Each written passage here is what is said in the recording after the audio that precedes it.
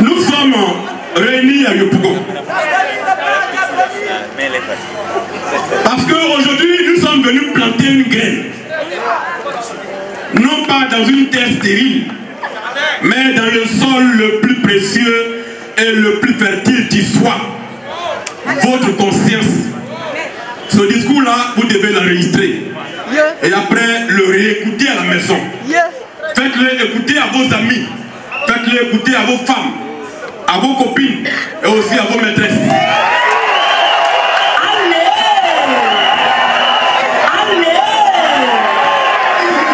Les femmes vont se fâcher.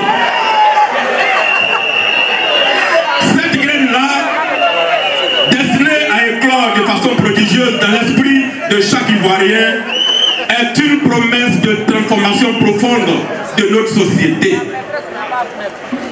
Elle portera le souffle d'un renouveau qui, je l'espère, mettra fin aux décennies marquées par la médiocrité, la violence et l'injustice, la division et le règne des ethnies, au pouvoir, au détriment du projet de construction d'une véritable nation unie dans sa diversité.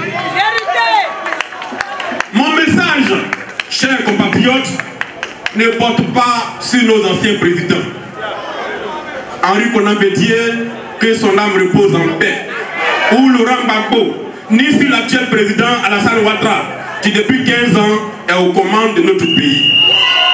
Je ne suis pas ici pour invoquer leurs réussites ou leurs échecs.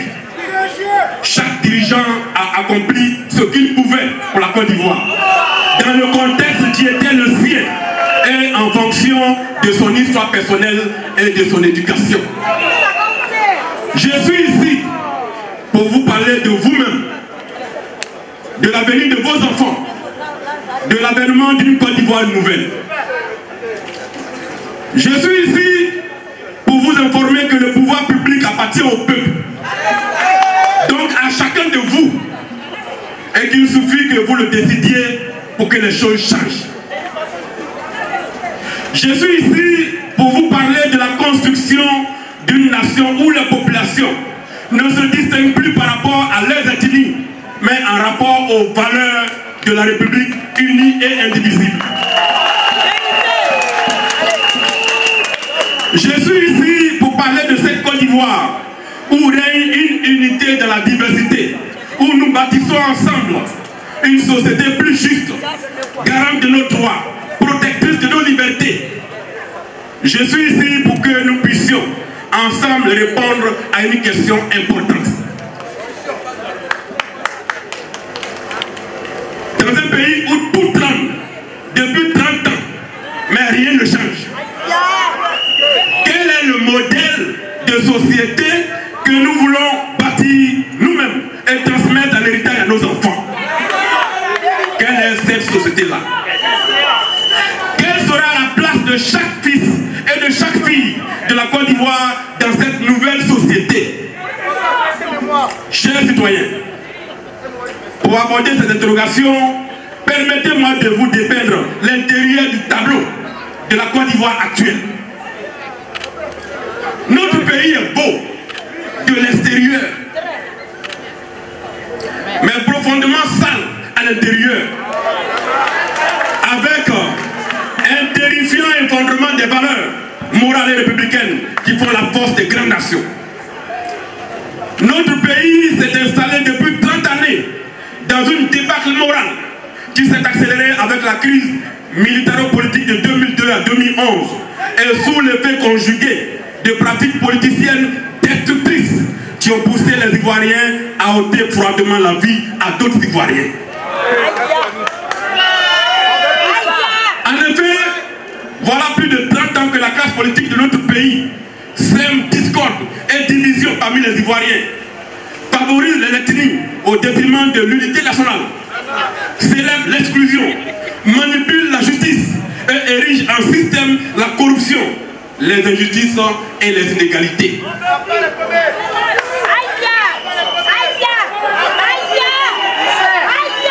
Merci. Notre jeunesse, mal formée, nourrie à la mamelle de la fraude scolaire et de la violence, étranglée par le chômage, malgré les efforts réalisés. Discriminés dans l'accès aux emplois publics par voie de concours administratif, ne sait plus à quel dirigeant se vouer. Notre jeunesse s'abîme dans la drogue, se nourrit de fausses valeurs et de faux modèles et se désintéresse de la gouvernance publique parce qu'elle ne croit plus en rien, parce qu'elle n'a plus de modèle. Si l'horizon n'est plus porteur de promesses, de réussite et de dignité, que reste-t-il à notre jeunesse? Que reste-t-il à nos populations? Depuis plus de 30 années, mensonges, trahisons et alliances opportunistes se sont tissés sur le dos des Ivoiriens, dont la souffrance est devenue le carburant qui alimente le bonheur des politiciens.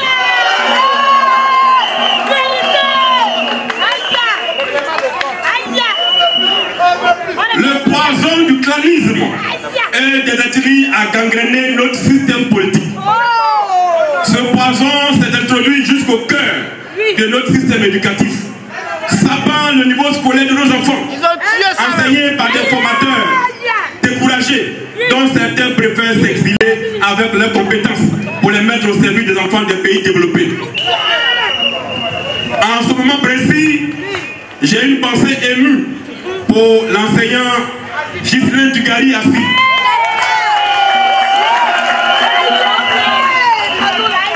Ghislain Dugari Assi a été emprisonné pour 24 mois.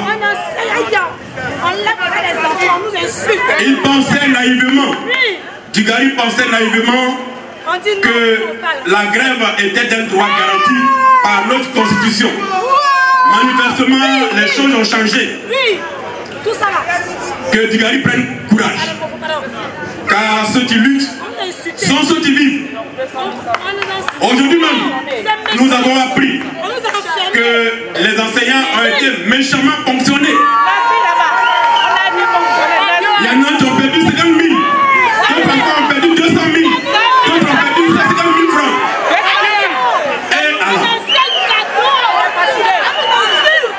pour 6 jours de grève, il y en a qui n'ont plus 1 euro dans leur compte. Je voudrais les appeler au courage, à se battre. Ce n'est rien ça. Tant qu'on a la vie, on peut mener les combats. Ce n'est rien. La loi de 1995 sur les modalités du droit de grève en Côte d'Ivoire, prise dans un contexte de répression contre l'opposition politique, est une loi scélérate, anticonstitutionnelle, qui a supprimé le droit de grève de notre pays.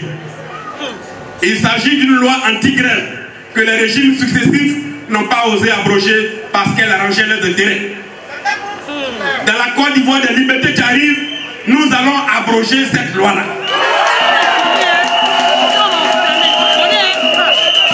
Cette loi sera abrogée. Chers citoyens, chères citoyennes, la fierté de l'Ivoirien a été progressivement étouffée, au point où la place même des Ivoiriens dans leur pays est devenue problématique. Les Ivoiriens ne savent même plus où ils sont. On leur demande de ne même pas dire qu'ils sont Ivoiriens.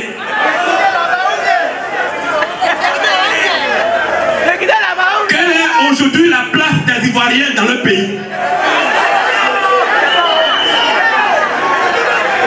Voilà une question à laquelle nous devons répondre.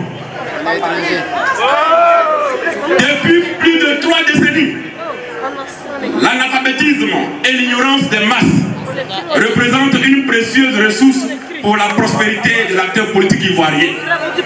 La pauvreté et le manque d'éducation au sein de nos populations alimentent et arrosent le bonheur de certains acteurs politiques qui exploitent ces faiblesses à des fins de renforcement de leur pouvoir et de leurs intérêts.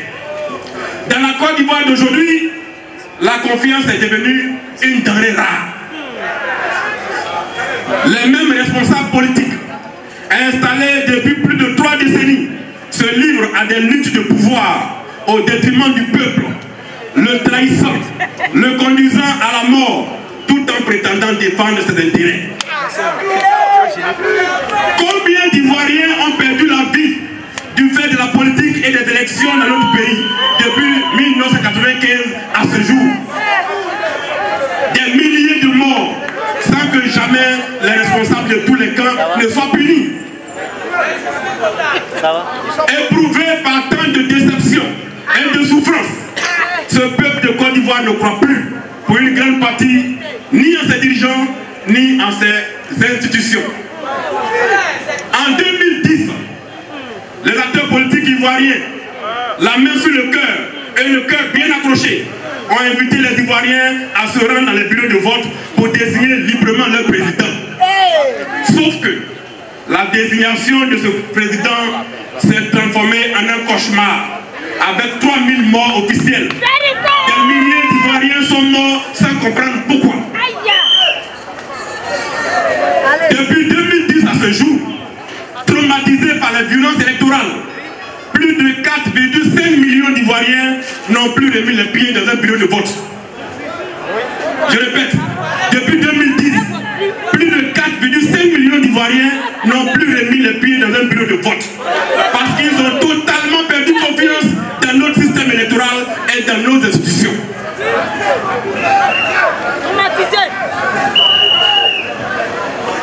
Le peuple de Côte d'Ivoire doute de son service public de la justice, qui n'est, comme le dit Victor Hugo, nulle part, alors que la police est partout. Le peuple doute de sa constitution, soumise aux interprétations malveillantes de politiciens girouettes, de juristes malhonnêtes et extrêmement dangereux, du fait de leur capacité extraordinaire.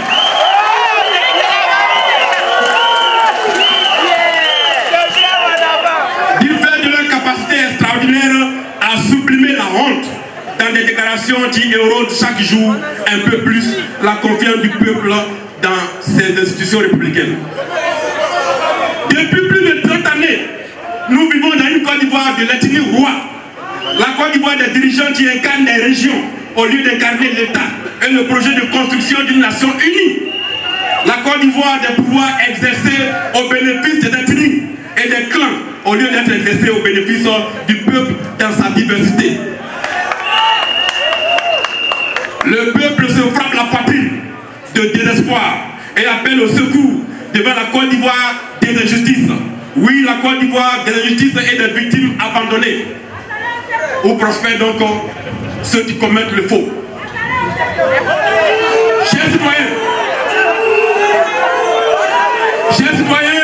où est-il? Où est-il celui qui pourra arrêter la marche de l'injustice en Côte d'Ivoire?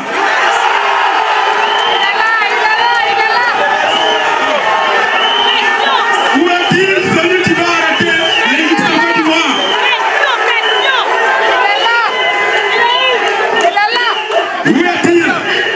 Où est-il celui qui pourra arrêter l'effondrement moral de notre pays?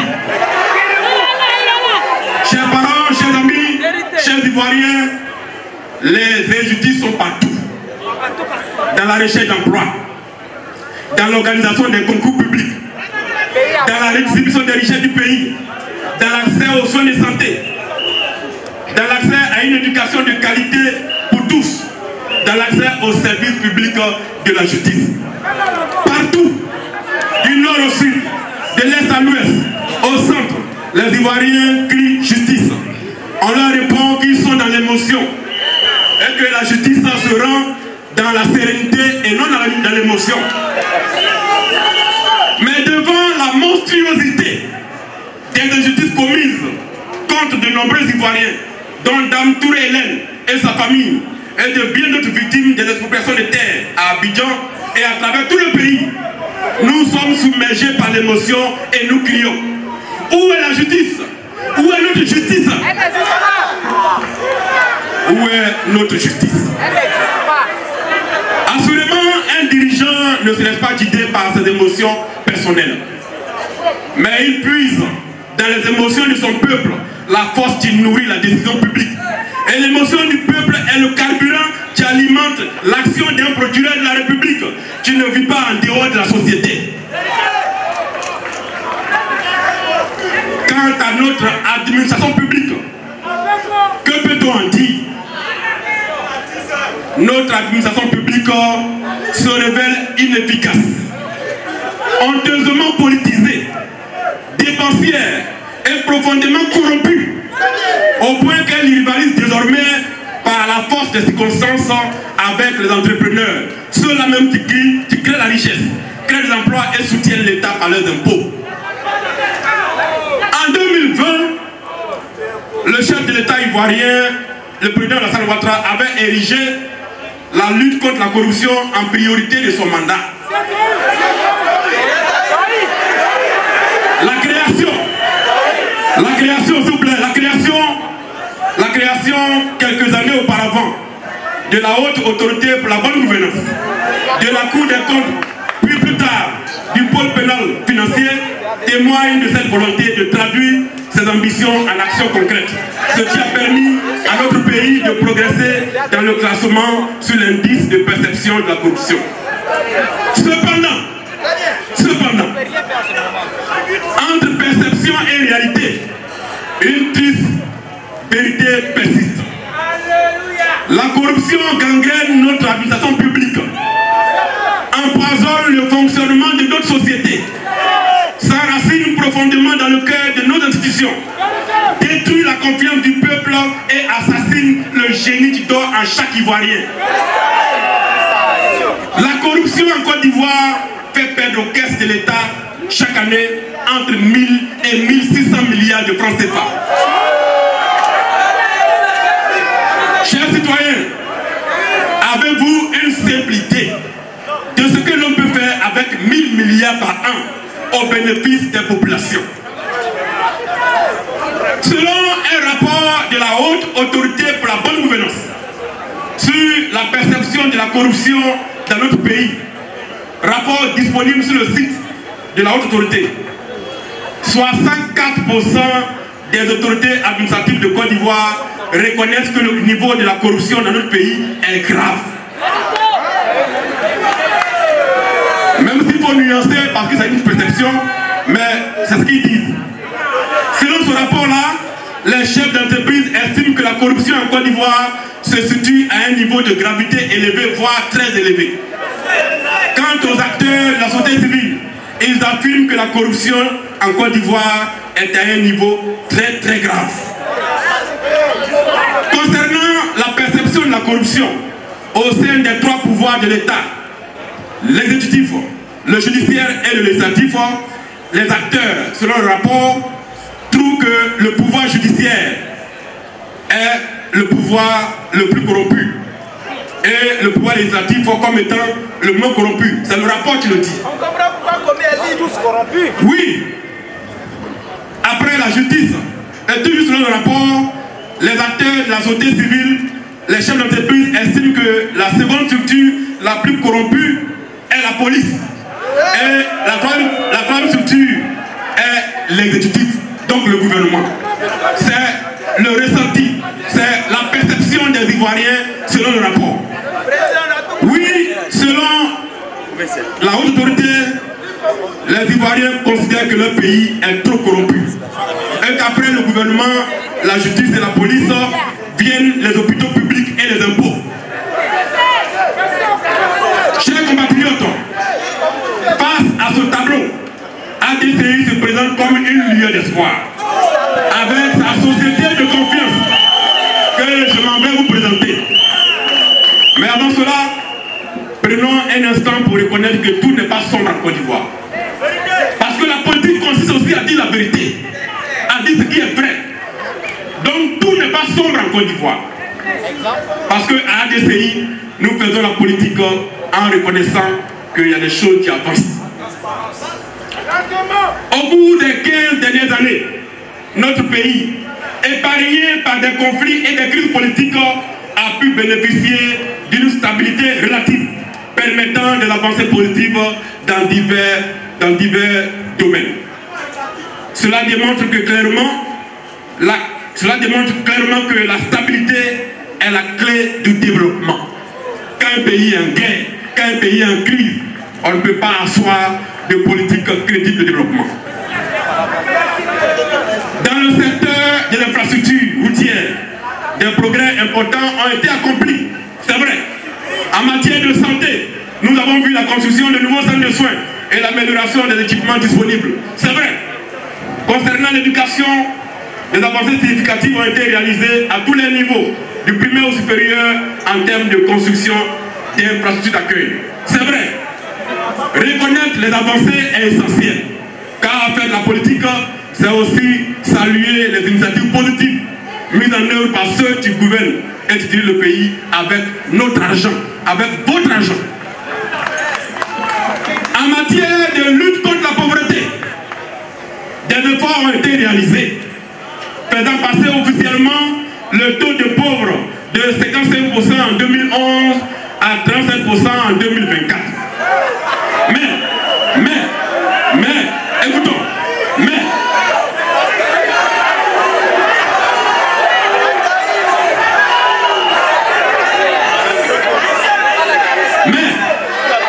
en valeur absolue, la pauvreté demeure trop forte dans notre pays et les pauvres deviennent de plus en plus pauvres. En effet, en 2011, il y avait 12 millions de pauvres en Côte d'Ivoire pour 23 millions d'habitants. Aujourd'hui, malgré les efforts accomplis, il y a encore 11 millions de pauvres pour 29 millions d'habitants. C'est-à-dire des gens qui vivent avec moins de 22 000 francs par mois. Il y a dans des zones en Côte d'Ivoire où le taux de pauvreté est extrême et aussi entre 60 et 70%, voire 90%. Par conséquent, les avancées observées, bien que encourageantes, ne suffisent pas. Dans un climat de paix, n'importe quel régime peut entreprendre de grandes initiatives. Mais la construction d'une nation ne se limite pas à empiler des briques ou à couler du béton. Il en faut bien plus. Et c'est ce que nous allons proposer avec la création de ADCI.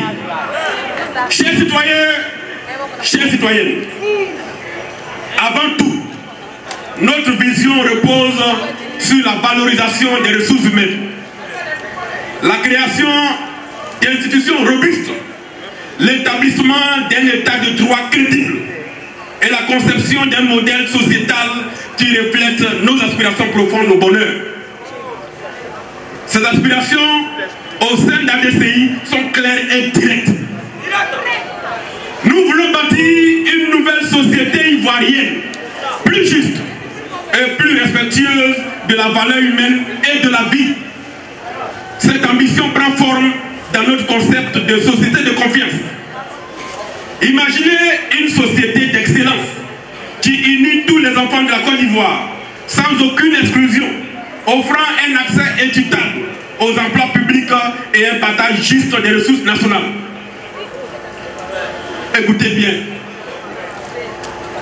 dans la société de confiance, il n'y a pas de barrières politiques et les adversaires ne sont pas écartés à l'ombre des lois. Dans la société de confiance, il n'y a pas de barrières politiques et les adversaires politiques ne sont pas écartés à l'ombre des lois et avec les couleurs de la justice, ainsi que le dirait Montesquieu.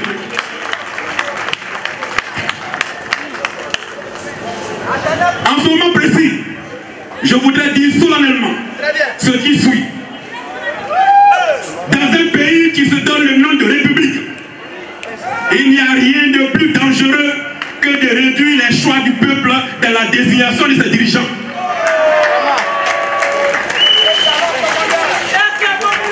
En 2000, les choix du peuple de Côte d'Ivoire ont été réduits par des calculs politiciens. Ceux qui l'ont fait ont eu des problèmes après.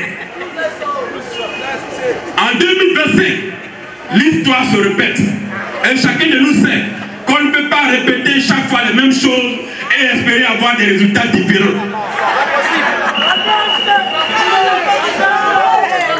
Laurent Gbagbo, écarté.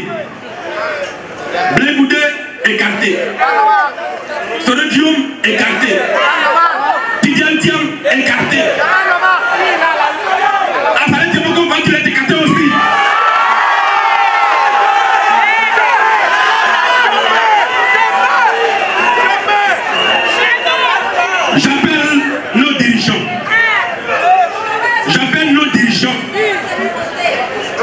créer les conditions d'un nouveau dialogue républicain en terre ivoirienne cette fois-ci, au fin d'aboutir à des solutions qui garantissent le droit du peuple de Côte d'Ivoire à désigner ses dirigeants dans une large possibilité de choix.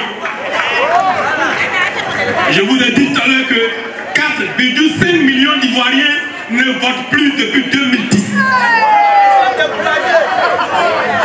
Et ils sont découragés. Et ils sont fatigués. Et il faut leur redonner espoir. Et il faut les inviter en 2025 à sortir pour aller voter en paix pour changer le pays. La démocratie, c'est le choix de la majorité. C'est vrai. Mais c'est aussi et surtout le respect des opinions de la minorité. Et l'état de droit n'est pas qu'une simple incantation déclamée à la suite d'un conseil des ministres, mais le refus de l'arbitraire. Et il ne suffit pas de dire, nous sommes en train de construire un état de droit, alors que dans les faits, l'arbitraire est partout. Nous ne sommes pas d'accord. Dans la société de confiance, les responsables politiques et les dirigeants respectent profondément le peuple. Les dirigeants ne s'adressent pas au peuple avec arrogance et suffisance. Ils incarnent l'intégrité. Elles sont des modèles inspirants pour la jeunesse, à travers leur parcours et leur impact positif sur la vie des membres de la communauté nationale. Dans la société de confiance, aucune ethnie ni aucune région n'a des privilèges par rapport aux autres. Les dirigeants, ils travaillent pour l'ensemble du peuple et non pour un groupe ou une région particulière. Dans la société de confiance, la corruption est l'ennemi du peuple. Et ceux qui s'y abandonnent rendent des comptes au peuple. Dans la société de confiance, personne ne peut détourner l'argent du peuple et ne recevoir comme sanction qu'un déplacement d'un poste à un autre.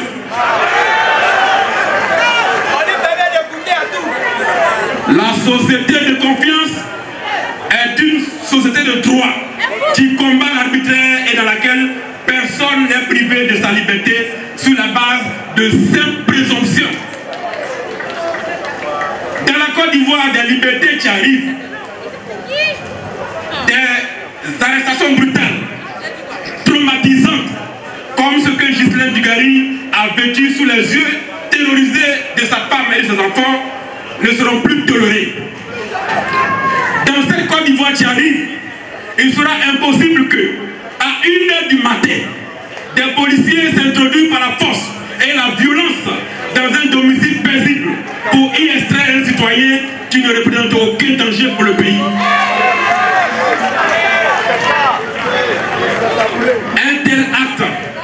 Un tel acte provoquerait immédiatement l'annulation de la procédure, la suspension des policiers concernés et la révocation du procureur ayant permis de déterrer.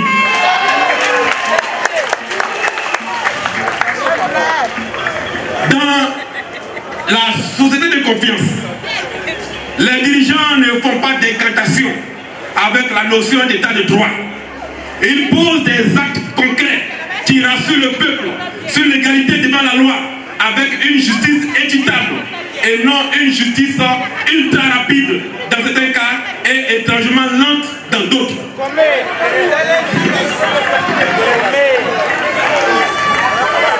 Un exemple. Le 3 avril 2025, Damana Picasse, membre du PPACI, est passé sur les antennes de Live TV dans l'émission Le Grand Talk. Je dis bien le 3 avril 2025. Le 16 avril, soit moins de 2 semaines plus tard, il a été convoqué et auditionné pendant des heures à la préfecture de police à la suite d'une saisine du procureur par le nommé Bamba Yakuba, se disant diffamé par Damana Picasse lors de son passage à Live TV. Le 19 mars 2025, j'ai saisi en tant qu'officier de police judiciaire et député de la nation le procureur de la République d'une plainte contre le nommé Komé Bakary. À ce jour, 26 avril 2025, soit plus d'un mois plus tard, je n'ai eu aucune suite à cette plainte documentée par des preuves. Je n'ai pas été convoqué pour être entendu et évidemment, Komé Bakary, sauf erreur de ma part, n'a pas été convoqué à la suite de ma plainte. Il y en a pour qui la justice est très rapide et il y en a pour qui elle se presse lentement.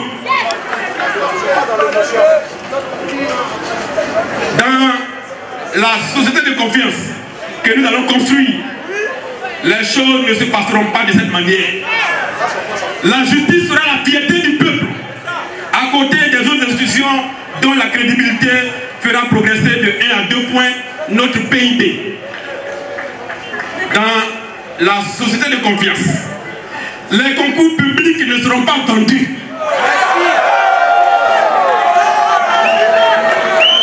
Dans la société de confiance, les concours publics ne seront pas vendus au plus offrant ou réservés majoritairement aux militants des partis politiques et certains fonctionnaires. Dans la société de confiance, les fonctionnaires et les hommes politiques ne seront pas plus riches que les entrepreneurs, les créateurs de richesses. Dans cette société-là, les hommes politiques n'auront que 5 minutes par jour au journal de 20 h de la RTI. Et le reste du journal sera consacré à ceux qui créent les richesses. Et il faut bouger la Côte d'Ivoire. On ne peut pas consacrer 29 minutes sur 30 d'un journal public où on paye la redevance au parrainage, au parrainage, au parrainage et au parrainage.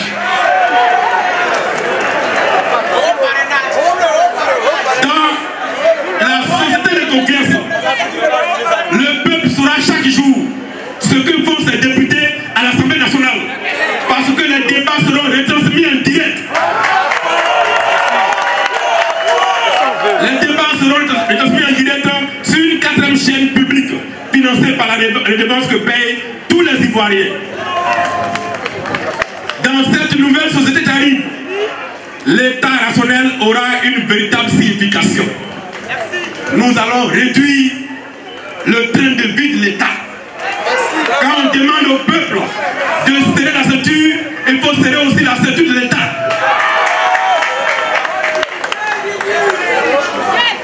Dans cette société qui arrive, il n'y aura plus de Sénat. Il n'y aura plus de Sénat. Les députés suffisent. Plus de sénateurs. Il n'y aura pas de ministre-gouverneur. Plus de ministre-gouverneur. Il n'y aura pas de grande médiature. Il n'y aura aucun problème. Il n'y aura pas de haut représentant du chef de l'État. Il n'y aura pas de vice-président. Il n'y aura pas de conseil économique et social.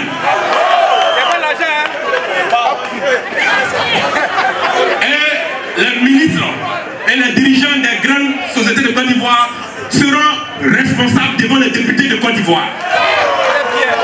On va les interroger. Comme cela se fait dans les grandes démocraties. Quelque chose ne va pas dans le pays, on regarde dans quel ministère ça se passe. Le lendemain, ce ministre-là, il est assis devant les députés et le peuple va l'interroger. Ils n'auront même pas le temps d'aller se promener faire les parrainages. Dans la société de confiance, il n'y aura pas d'emploi réservé aux enfants des pauvres et d'emploi réservé aux enfants des riches. L'État y créera les conditions de transparence pour que chaque enfant du pays, quelle que soit son ethnie, sa région, son origine sociale, puisse réaliser son rêve d'exercer le métier de son cœur. Dans cette société nouvelle qui arrive, où l'argent public appartient au peuple, aucun membre du gouvernement ne pourra déclaré devant une population que pour avoir un château d'eau, un hôpital ou une école, il faut voter pour un candidat du pouvoir. Ils ne pourront pas dire ça. Une telle déclaration signifierait que l'État a été privatisé et entraînerait immédiatement des poursuites judiciaires contre son auteur. Et cette poursuite sera réservée au peuple de Côte d'Ivoire. Merci. Allez! Dans la nouvelle société,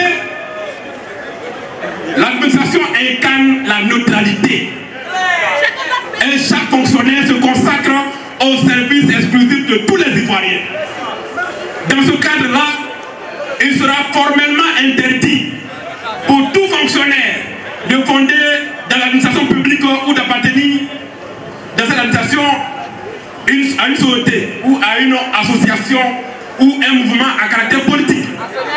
Et il n'y aura ni de mouvement de l'enseignant du RADP. Il n'y aura pas le mouvement de l'enseignant du PDCI. Il n'y aura pas le mouvement de l'enseignant du PPCI. Il n'y aura pas le mouvement de l'enseignant de ADCI. Il n'en aura pas.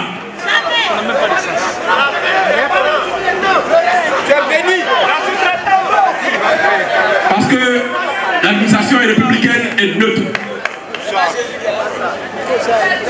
Dans la société de confiance, la jeunesse est protégée par l'État. Et cette protection commence par la protection de son intégrité morale. Ainsi, les jeunes de moins de 18 ans n'iront plus dans les boîtes de nuit.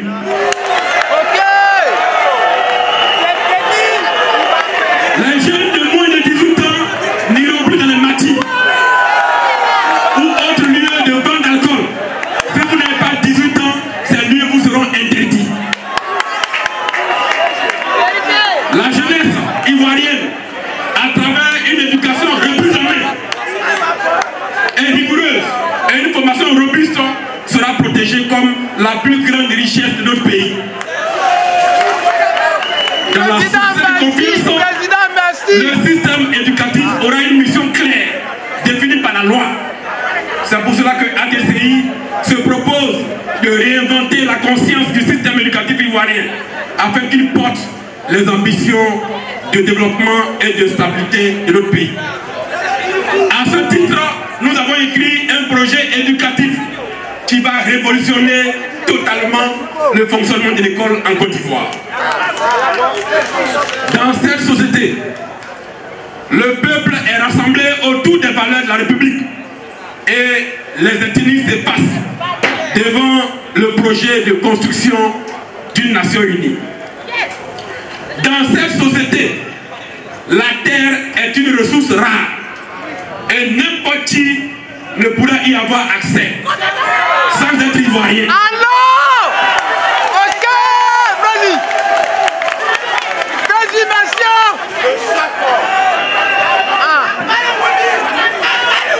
La terre est une denrée rare et n'importe qui ne pourra y avoir accès. Dans la Côte d'Ivoire qui arrive, aucun Ivoirien ne sera exproprié de ses terres sous les acclamations d'une administration laïciste qui livre les Ivoiriens à la merci du premier venu. Dans cette société, nous inscrirons dans la Constitution que l'argent public et les richesses de notre sous-sol appartiennent au peuple de Côte d'Ivoire et que nul ne peut porter atteinte à ces richesses à des fins privées. Dans cette société, l'amélioration des conditions de vie des populations vivant dans les zones rurales où le taux de pauvreté bat des records sera une priorité des dirigeants. Il n'y aura pas deux Côte d'Ivoire, une Côte d'Ivoire de la ville et une Côte d'Ivoire des villages. Il y aura une Côte d'Ivoire unie et prospère. Chers parents, chères populations, ce sont là quelques lignes du projet de construction de la société de confiance de ADCI. Il s'agit d'un véritable projet de société bâti sur 7 piliers essentiels que sont 1. La sécurité intérieure et la défense nationale. 2. L'éducation, la formation professionnelle et la formation à la citoyenneté. Merci. 3. La santé, l'hygiène publique et la sécurité sociale. 4. La justice, la protection des libertés et des droits de l'homme. 5. La jeunesse et l'avenir du pays. 6. La gouvernance et la lutte contre la corruption. 7. L'agriculture et la souveraineté alimentaire. 8. La recherche, l'innovation et la technologie. 9. La diaspora comme ressource rare. 10. Femmes et développement du pays. 11. L'entrepreneuriat, une solution crédible contre le chômage. 12. Le pouvoir d'achat, la lutte contre le désordre commercial. 13. La décentralisation, conditions de développement équitable. 14. Merci. La transition écologique et le développement durable. 15. Culture et cohésion sociale. 16. La protection des terres rurales et urbaines. On a ajouté un 17e. 17e. Immigration et modernisation de l'état civil. Juste un mot sur ce pilier-là. Dans la Côte d'Ivoire qui arrive, il y aura une séparation des registres de naissance entre les enfants de parents ivoiriens et les enfants de parents étrangers. Ok! Ok, merci! Le registre ne sera plus commun. Au Burkina, c'est séparé. Au Mali, c'est séparé. Au Bénin, c'est séparé. Au Togo, c'est séparé. En Côte d'Ivoire aussi, on va séparer ça.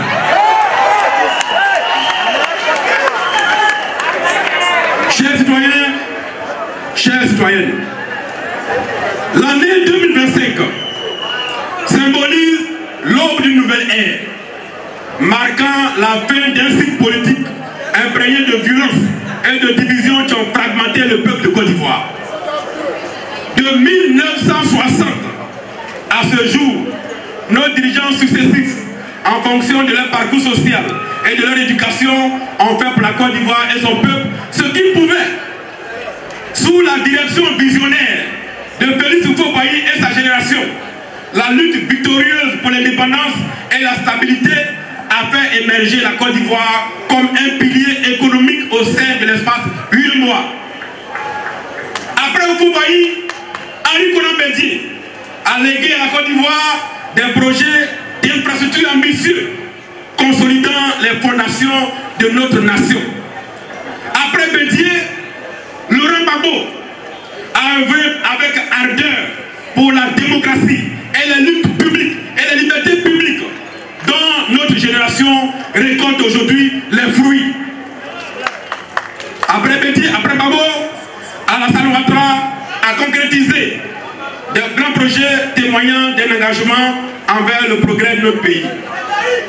Chacun de ces leaders, ni ange ni démon, a laissé une empreinte indélébile au sommet de l'État, dans la conscience du peuple de Côte d'Ivoire, ou ce qu'il en reste après 30 ans de violence et de division. Aujourd'hui, notre mission, en tant que nouvelle génération, est d'assurer que leur histoire soit relatée avec vérité et intégrité. Nous devons veiller à ce qu'aucune manœuvre politicienne ne tente de minimiser ou d'effacer la précieuse contribution de ces figures clés, aussi bien dans l'édification physique de la Côte d'Ivoire que dans la construction de la conscience de son peuple. Quant à nous, nouvelle génération d'acteurs politiques, notre devoir est de capitaliser les succès des dirigeants passés et actuels et de faire en sorte que leurs erreurs qui ont tant coûté au peuple de Côte d'Ivoire ne se répètent plus. C'est pour cela que nous appelons nos autorités actuelles à privilégier les voies du dialogue plutôt que la tentation de l'arrogance, parce que notre pays n'a plus les ressources morales pour supporter une autre crise politique avec les rancœurs, injustices et frustrations qui n'ont pas été soignées depuis 20 ans. Chers citoyens, nous allons conclure. Allez! Ça va finir.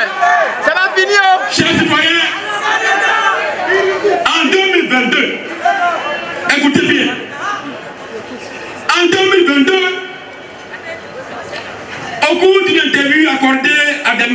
nationaux, le président Alassane Ouattara a lancé un appel. Il a dit ce qui suit. Et je cite: je souhaite qu'en 2025, des Ivoiriens plus jeunes que moi et mes prédécesseurs soient candidats à l'élection présidentielle. C'est le président qui l'a dit. Je répète, il a dit: je souhaite que des Ivoiriens plus jeunes que moi et mes prédécesseurs soient candidats à l'élection présidentielle de 2025. La vidéo est là, tout le monde peut aller regarder. Ce jour, 26 avril 2025, je peux vous assurer que cet appel ne sera pas ignoré. Car nous croyons fermement que notre pays, qui appartient à chaque Ivoirien, qu'il soit issu d'une famille modeste ou privilégiée, ne peut se diviser entre ceux qui se croient destinés à gouverner et ceux qui sont condamnés à applaudir ou à se soumettre. Tout Ivoirien qui aspire à servir son pays, qui aime profondément son pays et son peuple, a le droit de se présenter à l'élection présidentielle sans que cela n'atteigne contre lui et sa famille des châtiments. Il est bien au peuple et au peuple seul de déterminer qui l'aime vraiment, qui est apte à le diriger, qui est apte à le protéger, qui est apte à le conduire vers l'avenir meilleur. Je prends donc note de l'appel que vous avez lancé aujourd'hui.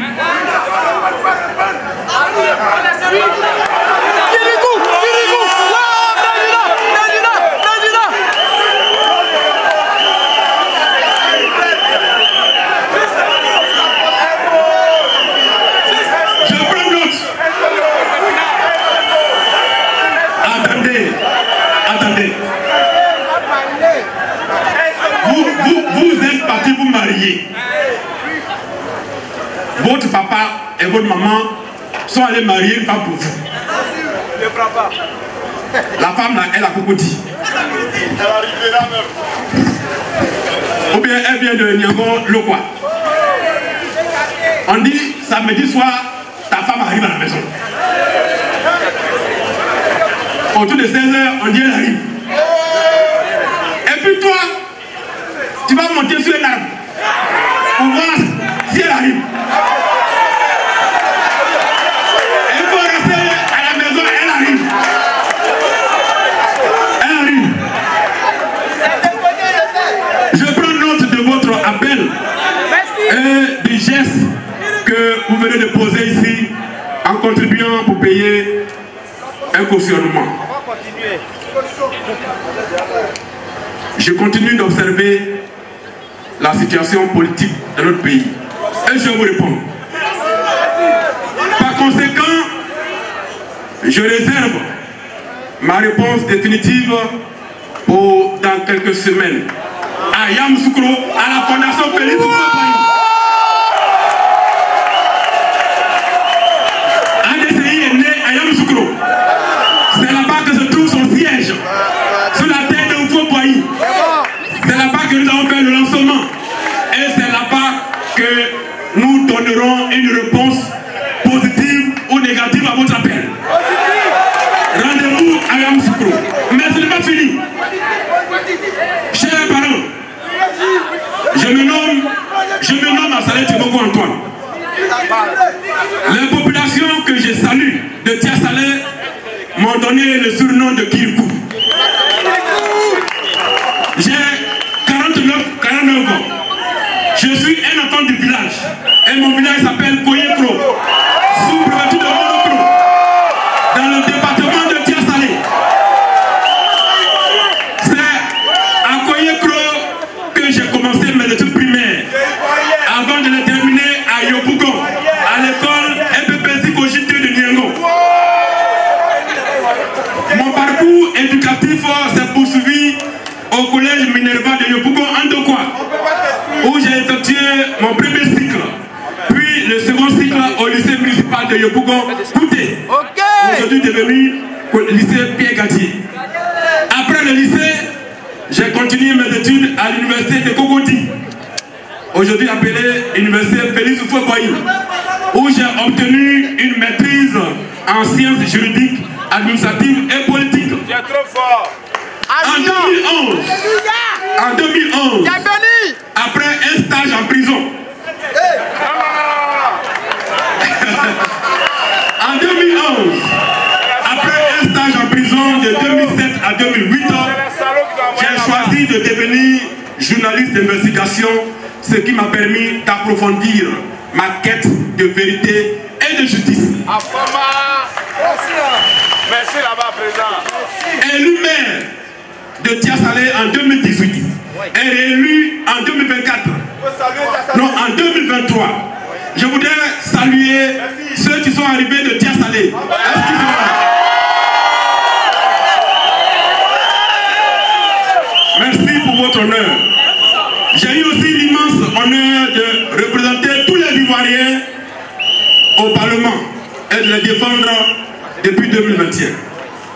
Parce que mon amour pour notre pays et son peuple est immense. L'injustice me révolte et je ressens une profonde douleur face aux souffrances infligées injustement aux Ivoiriens. Depuis 2007, je me consacre corps et âme à la lutte pour la justice, afin que chaque Ivoirien ne se sente en sécurité et respecté sur la terre de ses ancêtres. Amen. La nuit, mes pensées se tournent vers ceux dont les droits sont bafoués, ceux qui sont piétinés par les puissants avec l'argent public, ceux qui sont victimes d'un système qui refuse de les entendre et méprise leurs souffrances. Je ne prétends pas être le défenseur autoproclamé du peuple, mais je suis un citoyen engagé, déterminé à porter la voix de ceux qui souffrent, de ces millions d'Ivoiriens d'en bas qu'on a oubliés au bord de la route depuis trop longtemps. Je veux me battre avec votre soutien pour que naisse une nouvelle Côte d'Ivoire plus juste, plus préoccupée par le sort de tous ses enfants et dirigée par des citoyens patriotes qui ne se livrent à aucune compromission avec les intérêts des Ivoiriens et de notre pays. Je voudrais saluer les amis du collège Minerva qui sont aussi venus ici aujourd'hui pour nous soutenir. Face à la Côte d'Ivoire, dont on veut nous faire croire qu'elle n'appartient à personne, nous proposons une Côte d'Ivoire qui appartient aux Ivoiriens. La Côte d'Ivoire appartient aux Ivoiriens. Et à tous ceux qui, en suivant nos lois, ont acquis notre nationalité. Face à la Côte d'Ivoire des ethnies, nous proposons la Côte d'Ivoire du peuple, unie dans un projet commun, bâtir une nation forte dans sa diversité. Face à la Côte d'Ivoire des politiciens qui méprisent le peuple, nous proposons la Côte d'Ivoire des dirigeants qui respectent le peuple. Face à la Côte d'Ivoire qui méprise les pauvres et leurs souffrances, nous proposons la Côte d'Ivoire de la justice et de la dignité. Face à la Côte d'Ivoire du gaspillage des ressources publiques dans des dépenses non utiles pour le bien des Ivoiriens, nous proposons la Côte d'Ivoire de l'État rationnel. Face à la Côte d'Ivoire du libéralisme débridé et de la cherté de la vie, nous proposons la Côte d'Ivoire de la lutte sans merci contre le racket, la corruption et l'élimination des monopoles dans les secteurs stratégiques qui échappent au contrôle des Ivoiriens. Nous allons reprendre notre pays en main. Nous allons reprendre l'économie en main. Nous allons faire en sorte que les Ivoiriens soient devant et non derrière. Sois béni. Face à la Côte d'Ivoire de la politique pour la mort, nous proposons la Côte d'Ivoire de la politique pour la vie et le respect des droits de l'homme.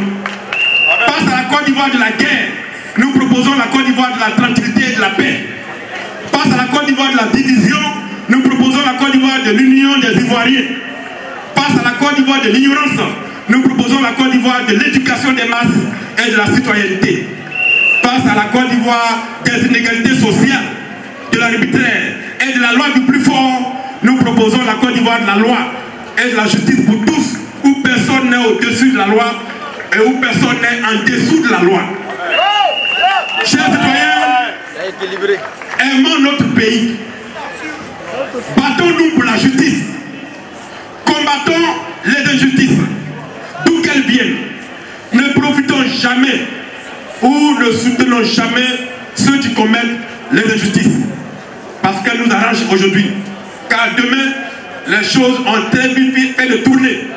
Et vous subirez le tort que vous avez fait aux autres.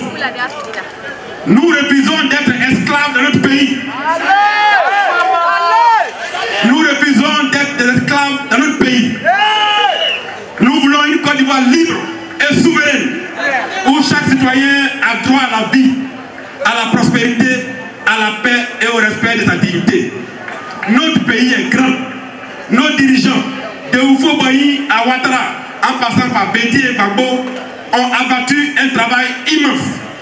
Ce qui nous reste à faire aujourd'hui et pour les générations futures, c'est de construire une société de justice qui donne à chaque enfant de ce pays la place qui lui revient selon son mérite. Une société qui offre un peu de rêve et de résultats aux enfants de pauvres. À 6 mois des élections présidentielles, les Ivoiriens ont plus que jamais besoin de voir s'élever un nouveau leadership visionnaire, intègre et profondément attaché aux valeurs du patriotisme et du nationalisme, capable de rassembler tous les Ivoiriens au-delà des partis politiques, d'œuvrer avec les autres frères africains pour une Afrique débarrassée de la politique de développement, du sous-développement physique et mental. Une Afrique patriote et souveraine.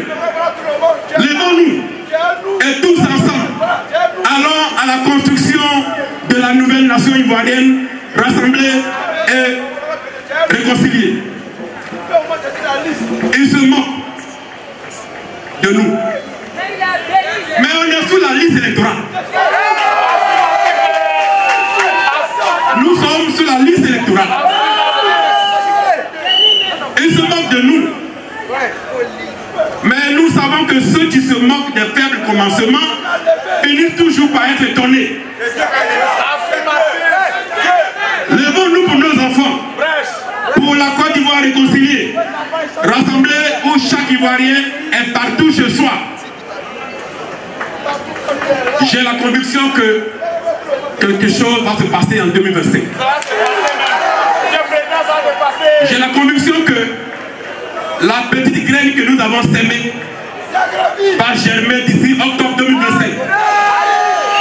Et de cette germination prodigieuse va naître une nouvelle Côte d'Ivoire plus jaune. Chers parents, voici mon message pour vous. Je vous donne rendez-vous à Yamoussoukro. On sera à Yamoussoukro. Vous aurez la date bientôt. À la fondation Félix Houphouët-Boigny, plancher la paix. Et ce jour-là, toute la Côte d'Ivoire entendra le message des Ivoiriens qui veulent un changement vrai, qui veulent aller voter librement, sans qu'on leur retire ceux qui veulent voter. Laissez les Ivoiriens choisir leurs dirigeants. Laissez les Ivoiriens choisir qui veulent voter. Laissez la transparence se faire dans l'élection. Qu'on aille tous aux élections. Que chaque Ivoirien se lève, aille mettre un bulletin de vote dans l'urne au nom de son candidat. Qu'on n'impose pas aux Ivoiriens des candidats. On laisse les Ivoiriens choisir tous les enfants qui veulent être présidents. Je vous remercie et que Dieu bénisse la Côte d'Ivoire.